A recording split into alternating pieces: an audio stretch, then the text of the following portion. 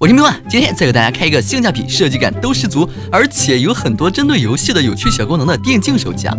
这手机让我有种这台是专门给主播打造的手机的感觉。联想拯救者电竞手机 Pro 亮点很多啊！首先盒子，大家注意听。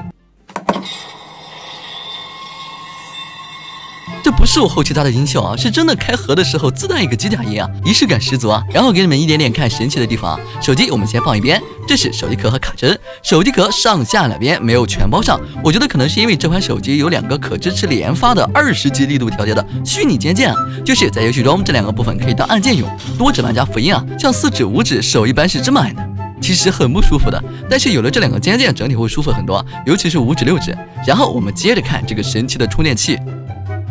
哈，它有2个充电口，还有2条数据线，为什么呢？因为这手机也有2个充电口啊，一个在传统位置，一个在腰间盘，这个就很秀了，解决了好几个问题啊。一，咱们打游戏的时候，如果耳机插在传统位置上，挡手很难受啊，我以前深有体会啊，甚至有的朋友还会因为这个磨破皮啊。2，现在很多手机耳机充电口都是一个口啊，插耳机就不能充电，充电就不能插耳机，极其烦人了呀。这下2个都能要了。3，充电更快了，一个满足不了你啊，那我们就上2个，90瓦极速快充，它是内置5000毫安安全双芯电芯，10分钟就能充满2500毫安电量，30分钟可以完全充满。好，然后我们开始手机的部分，直接来说游戏的部分啊，你只要长按2个键键就可以进入拯救者领域，它会自动开启 JAE 游戏加速，进入游戏下拉栏就可以看到拯救者空间，一键超神把手机性能拉满。还有个直播入画蛮有意思的，你会看到一个升起的腰间盘突出的摄像头。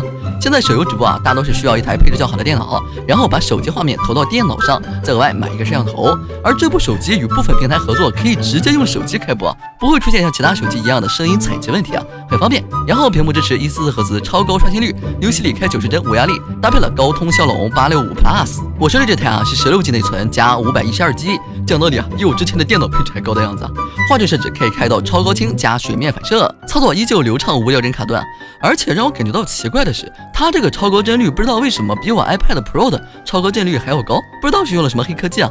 然后还搭配了双 X 轴线性马达，哪边传来枪声哪边都震得厉害啊，甚至连敌人的脚步声都会震，让我们这个盲人主播不仅可以听声辨位，甚至可以摸机辨位了。说到声音，我看资料上说，它搭配了2个目前业内最顶级的超大振幅的双正出音全金属扬声器，2个扬声器都是在正面的，不像一些手机一样会在侧面底面，握持的时候会遮住啊。 哎，说到握姿，这款采用了中置架构，最容易发热的部分啊放在了手机中间，打游戏的时候基本摸不到啊。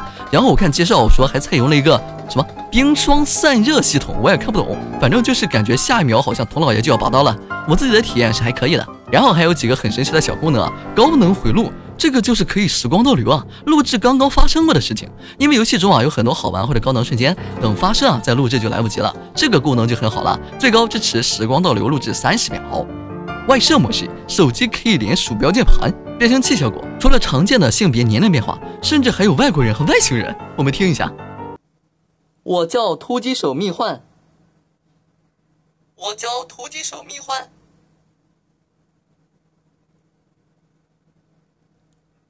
我是突击手蜜幻，我是突击手蜜幻。哈，你们的幻导有个大大的想法呀。不过这个手机也有几个让我感觉到奇怪的地方，当然也可能不是手机的问题，是我蠢。除了2个虚拟键键，它还有个4D 虚拟摇杆功能。我看了半天也没看懂是干嘛的。然后我发现啊，加上这个居然可以用陀螺仪走位。我刚想说一句这设计师是怎么想的，接着我发现我可以单手打游戏，天秀。 如果游戏中你需要腾出一只手去做什么别的事，那这个功能就非常贴心了。感觉啊，我哪天可以挑战个单手打游戏了。然后是这个超声波虚拟按键，可能是为了防止误触啊。虽然设置成很轻的按压就能触发，但是我用惯了屏幕的触摸，再用按压有点不太适应，大概也是我没习惯吧。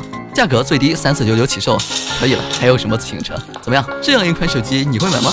那我是迷幻，我们下期再见。